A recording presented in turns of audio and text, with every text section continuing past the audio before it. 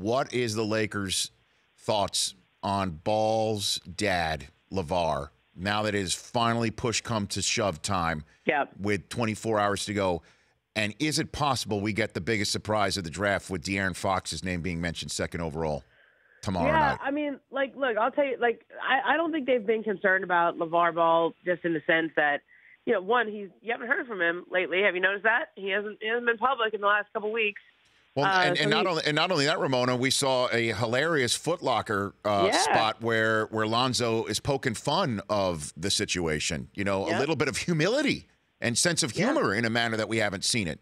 Yeah, and that nice letter he wrote on Players Tribune. So they're kind of doing all the right things right now, and I think some of LaVar Ball is like it's like sort of more us than him in the way like we keep giving him a microphone, right? You know, I mean, he'll keep saying stuff if you put a microphone in his face. So some of it is just the discipline on their end to say no.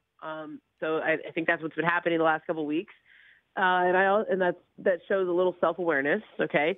But I also think that, you know, the concern with LaVar, and it's not just the Lakers' concern, is just if he says something about teammates or future for, you know, guys in the league, like, you know, if he says something about teammates, that can be tough. You know, it's one thing to say that about TJ Leaf at UCLA, and, like, I don't think TJ appreciated what he said about him, but, you know, he's a college kid, whatever. If you went and said that about a grown man in the NBA who's been a veteran player, like, it's not going to go over well, right? I know it didn't go over well when he was calling out Steph Curry and LeBron, and you know, you saw LeBron even respond. The fact that he even dignified that tells you how much that bothered him.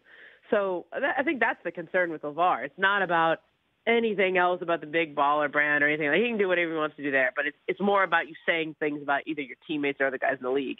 I don't think it's the reason the Lakers wouldn't draft him. I don't think that factors in at all. The kid can play. So, and they like the way he plays. They think he makes everyone better.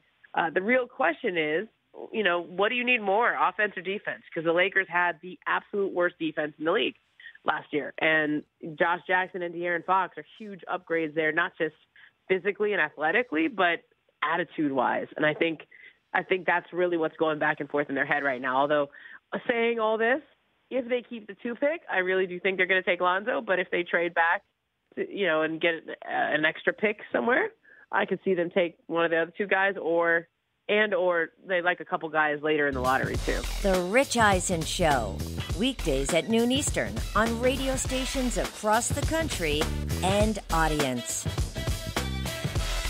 If you like that video, be sure to download our app, and I'll be sure to help the NFL figure out what a catch is.